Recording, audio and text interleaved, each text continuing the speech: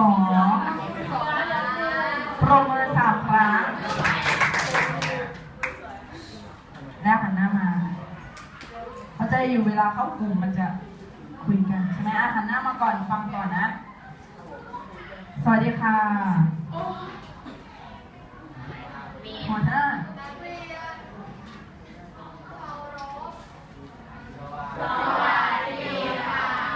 หัวหน้ายังไม่มาใช่ไหมนี่รองหัวหน้าหัวหน้าทำไมชอบมาช้าเขาต้องรับผิดชอบอย่างอื่นใช่ไหมโอเคค่อนข้างครบแล้วนะวันนี้มีใครขาดใครลาไหมไม่มีกิจกรรม2 คนอยู่ในใบสีชมพูแล้วใช่ไหมคะโอเคเริ่มเลยพวกเราจำรูปแบบของศิลปะได้ไหมเท่าที่เคยเรียนมาตั้งแต่ไหนจำความได้จนถึงวันนี้มีใครรู้บ้างว่าศิลปะมีกี่รูปแบบวันนี้อาจารย์จะพามารู้จักกับรูปแบบของงานศิลปะทัศนศิลป์นะรูปแบบวันนี้พูดง่ายๆก็คือถามว่าถ้าเวลาเราเรียนศิลปะอาจารย์ให้วาดรูปส่วนใหญ่เราจะวาดอะไรกันอะไรบ้างบ้านพระอาทิตย์แมวหมาเหล่านี้เราดูแบบไหมบางทีก็ไม่แต่ว่าพอวาดออกมาแล้วมันดูออกไหมว่าเป็นสิ่งที่เราจะสื่อออกไปดูออกใช่ไหมพยักหน้าแสดงว่ามันเป็นภาพลักษณะไหนภาพที่มันแบบคนมาดูก็ดูออกเลยว่าเป็นรูปนั้นรูปนี้เก่งมากภาพอะไรนะประเมินมันเป็นรูปแบบหนึ่งเลยถ้าพูดขยายความขึ้นมาก็คือภาพเหมือนหรือเหมือนจริงรูปแบบเหมือนจริงเรียลลิสติกเคยได้ยินไหมทำภาพแรกได้ไหมที่จันเปิดให้ดูที่เขาจะวาดหน้าคนแบบเหมือนไหมเหมือนมากกับอีกฝั่งหนึ่งล่ะเมื่อกี้1ละเหมือนจริงใช่ไหมคะเรียลลิสก็เป็นภาพที่เราเคยเห็นทั่วไปจะเป็นภาพวิวทิวทัศน์ภูกระดึงบ้างเป็นวิวต่างๆเป็นหุ่นนิ่งก็ใช่นะอย่างเช่นแจกันที่เราดออิ่งรองเท้าดออิ่งอะไรอีกเคยไหมนั่นแหละจะอยู่ในประเภทแรกก็คือเหมือนจริงทีนี้อันที่2คิดว่าเป็นอะไรจินตนาการอะไรอีกไม่เหมือนจริงใช่ตอบสิ่งที่เราคิดนามธรรมรูปธรรม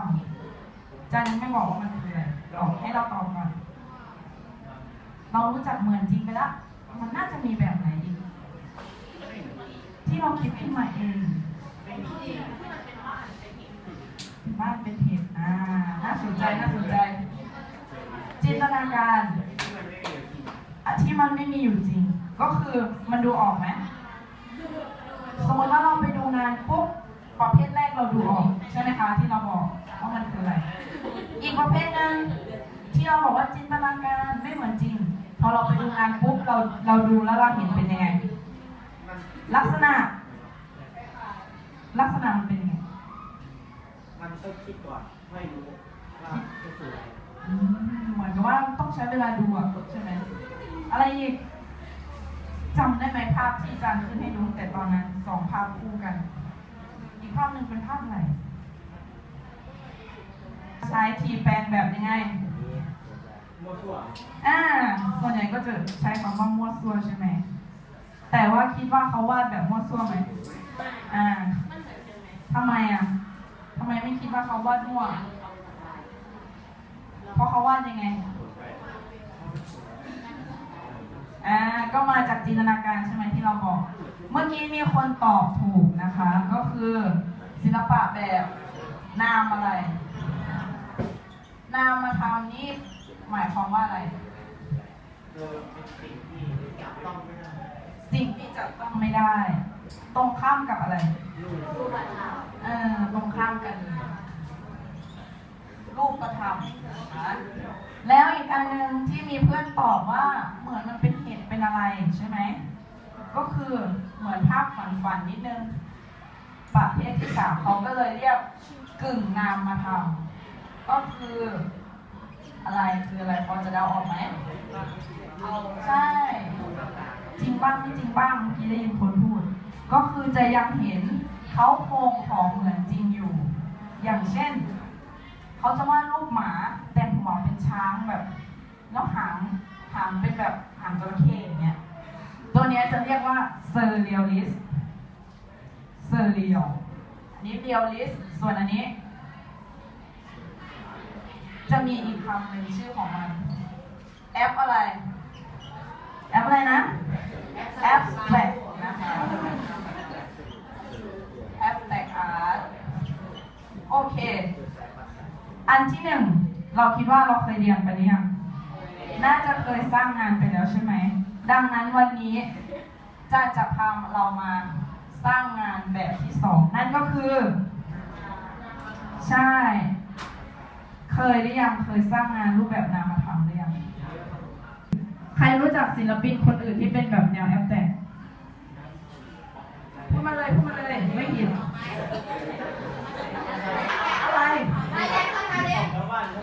อะไรอ่ะเขาทำอะไรเอาสีราดตัวอันนี้ต้องไปคิดดูนะว่ามันแบบเป็นศิลปะไหมมันจะมีเส้นแบ่งระหว่างศิลปะกับอะไรอาจนาจารย์แต่เราก็มันจะอยู่ที่คนดูอีกทีนึงโอเคอันนี้ก็จะขึ้นอยู่กับพวกเราแหละเราจะมองมันเป็นศิลปะไหมความงามไหมสรุปว่าเรารู้จักใครที่เป็นศิลปินนามธรรมไหมที่เขาเพ้นตัวคนนี่เป็นเขาเรียกว่าเพ้นตัวคนที่เขาให้แก้ผ้าแล้วเห็นตัวงานเพ้นใช่ไหมก็น่าจะเป็นงานเพ้นบนบอดี้ก็เป็นงานเพ้นเหมือนกันมันเป็นอะไรอันนี้มันเป็นนี้ไหมก็ต้องขึ้นอยู่กับลวดลายที่เขาเพ้นไปถ้าเกิดว่าเขาไปเพ้นแบบเฮ้ยมันเหมือนอะมันก็กลายเป็นเหมือนจริงเพียงแต่ว่ามันเปลี่ยนกระดาษเป็นอะไรใช่เป็นคนแต่ถ้าเกิดเขาเพ้นแบบลายแบบเฮ้ยเราดูไม่ออกมันก็ถือว่าเป็นนามธรรมเคยได้ยินแจ็คสันพอลล็อกไหมไม่เป็นไรมาที่คนนี้เลยดีกว่าอ่านว่าอะไรอ่านแบบภา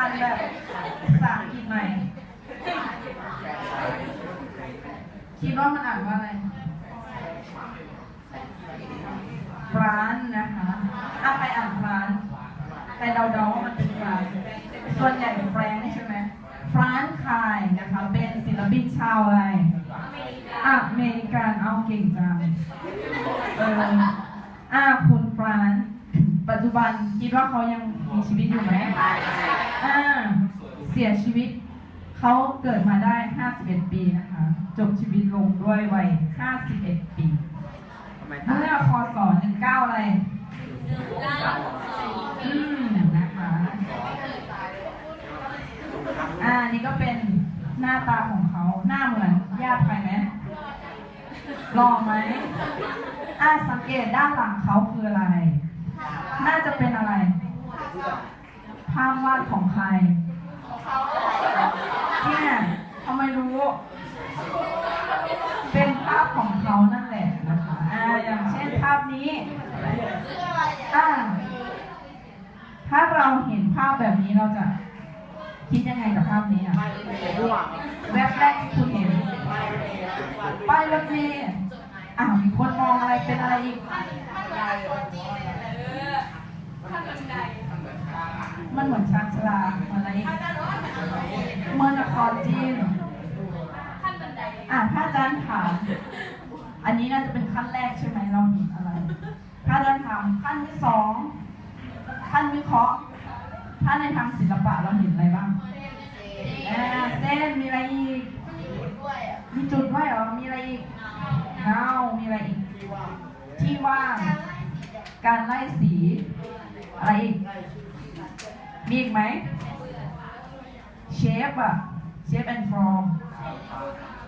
รูปร่างรูปทรงเห็นไหมใช่นี่จะเป็นจุดเด่นของนามธรรมนะคะ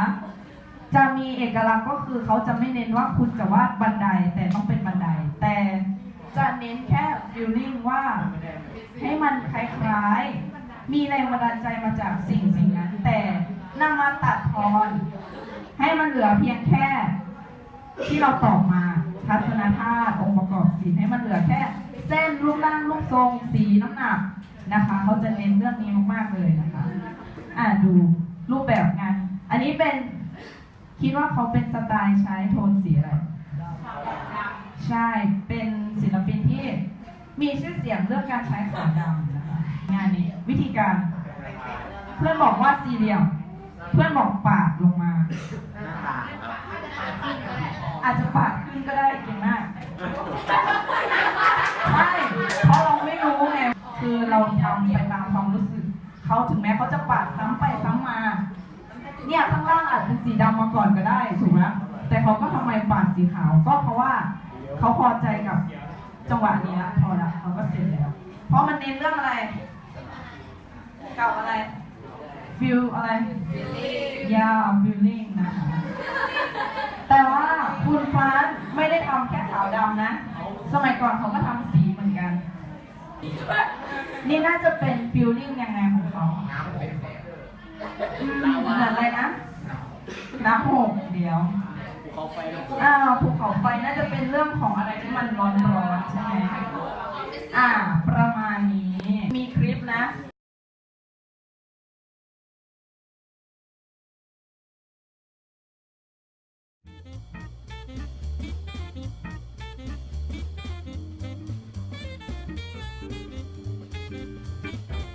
Around 1960, when Franz Kline had started selling some paintings, making some money, he'd been working almost exclusively with house paint. Now, City Janus, his gallerist, didn't like that idea so much, perhaps because he was looking for fine art prices, not hardware store prices. So what he did actually one night was to break into Kline's studio, take all of the house paint. The next day, Kline came in, said, "What is all this?" Took it out of there, went back to the hardware store, got some more house paint, and went back to work. So why was Kline so enamored with house paint? Well, because it's cheap, because it's kind of crass, because it's kind of consumerist, because it's not fine art. All of those are on the table. How about the material itself? Let's take a look in the studio. Looking at the paint in the can, it looks quite different from artist quality paint. It's very, very fluid. It dries to a very, very hard, very, very flat and high glossy surface. Things that were all very seductive to Kline, in addition to the velocity of paint that could be pulled across the canvas with a brush with this paint because it is such a low viscosity paint. Looking at Franz Kline's painting called Chief from 1950, you might be surprised to learn that just 2 years prior to the making of this painting, Kline spent most of his time in the studio making figurative drawings and paintings of things like furniture, chairs, for example. Well, around that time, Kline visited his friend Willem de Kooning. Now, de Kooning invited Kline over to show him a new toy, a projector, something that could enlarge a drawing or photograph many, many times up to the scale of, say, a wall. Now, Kline, at that time, was drawing these chairs, if you will, on the pages of a phone book, and when he projected these onto the wall, he realized that they were so large that no longer could he see the chair. In fact, he couldn't even read the numbers and letters of the phone book page. Instead, he had abstracted black on white, or in that case, yellow in the phone book, abstracted images out of his source material, again, drawings and the numbers and letters in a phone book. What Kline saw was something that looked a little bit like this. It was a transformative moment for Kline, and he realized that the abstract language that he wanted to pursue was based on that, figure on ground, or in this case, black on white. ประมาณกี่นาทีจะให้ทำงานประมาณ20นาทีแต่ละกลุ่มมารับอุปกรณ์ทุกคนทุกกลุ่มในวันนี้จะเป็นภาพอะไรภาพถ่ายที่เราถ่ายมาใช่ไหมมือเป็นของตัวเองแต่อาจารย์จะมีสีน้ำพลาสติกสีขาวให้นี่ใส่แก้วนี้ให้ผสมน้ำนิดหน่อยเพื่อเอาไปทำค่าน้ำหนักสว่างแล้วก็เทานะคะและอีกหนึ่งอุปกรณ์นั่นคืออะไรเอ่ย What is this ถ่านภาษาอังกฤษเรียกว่าเห็นไหมมันจะเป็นอีกประเภทหนึ่งแต่อันนี้คือจะให้ลองกลับไปสู่เบสิกว่าค คนสมัยก่อนเขาอาจจะมีแค่นี้ดังนั้นเนื้อมันอาจจะไม่ลื่นเหมือนดินสอก็ให้เราเอียงหามือเอาภาพเอานะคะตัวนี้จะให้เอาไปล่างส่วนใครกลุ่มไหนที่แบบว่าไม่ต้องการใช้ล่างก็ได้ก็คือใช้คู่กันไปเลยนะคะแต่ถ้าอยากให้มันมีลายน้ำหนักลายเส้นก็มาหยิบผ่านไปได้มาหยิบอุปกรณ์ต่อเลยค่ะคู่กันมีให้ยืมอยู่ในถังสีเหลืองเมื่ออีกหนึ่งอย่างนะคะอีกหนึ่งอย่างก็คือเทป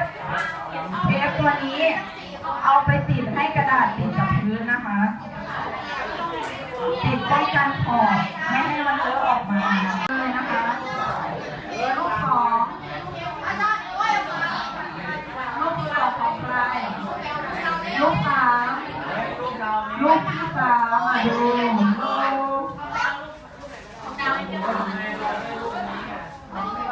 อันนี้เป็นเกมของใคร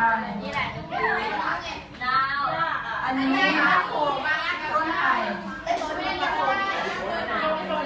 อันสุดท้ายเป็นเครื่องเสียงของใครให้ดูว่าในภาพของเรานั้นมีเส้น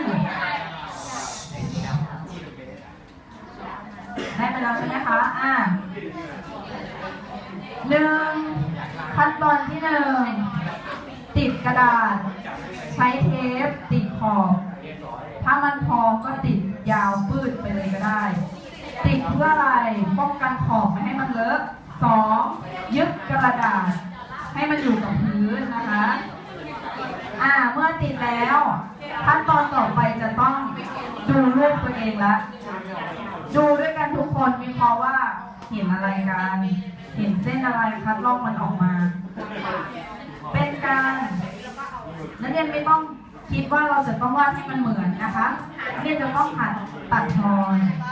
เรื่องเอาไลน์เราก็ลองวาดมาแล้วใช่ไหมหัดสังเกตนะคะว่ามันมีเส้นอะไรไปในทิศทางไหนพยายามดึงออกมาจากภาพให้ได้มากที่สุดด้วยว่าใส่รูปร่างรูปทรงน้ำหนักตำแหน่งจังหวะของมันส่วนตรงไหนที่เป็นที่ว่างนักเรียนอยากให้มันเป็นมิติก็สามารถลงสีอะไรสีที่มันคอนทราสต์กันก็คือสีขาวนะคะใครมีข้อสงสัยอะไรไหมคะถ้ามีนะคะอยากถามอาจารย์เลยอันไหนอะไรเทปใช้กับเพื่อนนะคะ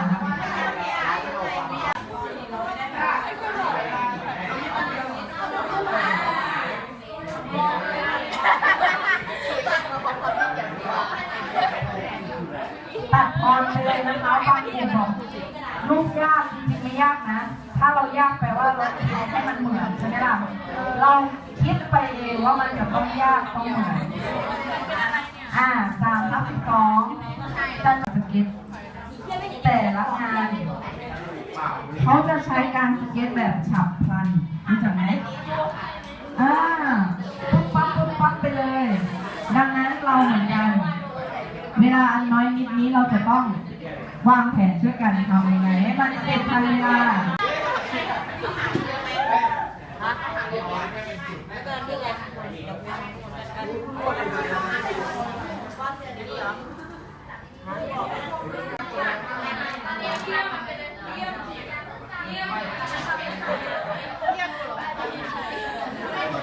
นิดนึงส่วนฝึกจีนเราไม่ต้องผสมน้ำฝึกจีนจะมีความเหลวอยู่แล้วนะคะ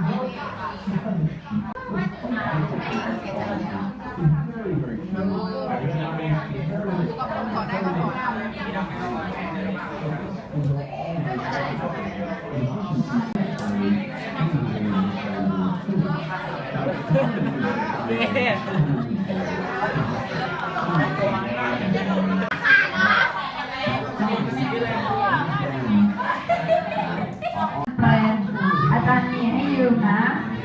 มาหยิบได้นะคะ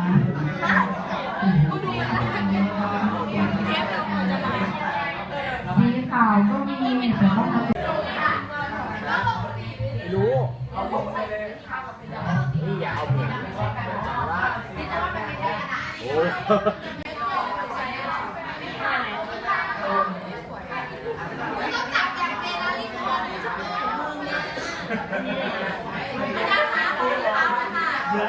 นะคะเราที่ไหนที่สองฟิลลิ่งฟิลลิ่งที่คุณกำลังทำงานอยู่เป็นไงบ้างขณะที่ทำงานรู้สึกอย่างไร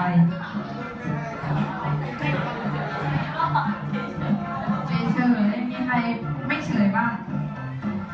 ตอนนี้มีใครมีความรู้สึกแปลกๆใหม่ๆแทรกเข้ามาอิสระอะไรอีกอะไรก็ได้ความรู้สึกน่าจะมี